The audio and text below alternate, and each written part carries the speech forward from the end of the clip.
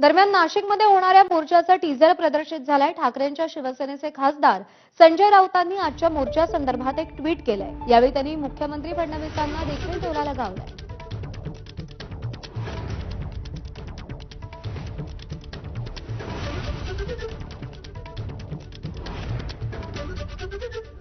आणि नाशिकनंतर पुण्यासह इतर शहरातही असे मोर्चे काढू असं संजय राऊत म्हणालेत।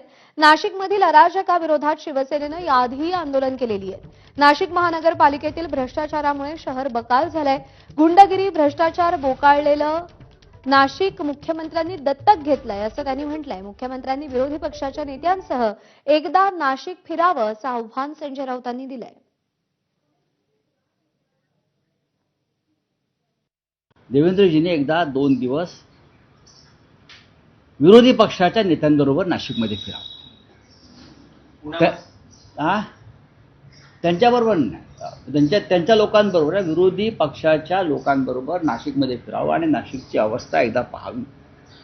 आम्ही वारंवार त्यांना कळवून झालं, आमच्या लोकांनी आंदोलनं झाली, रस्ता रोको झाले।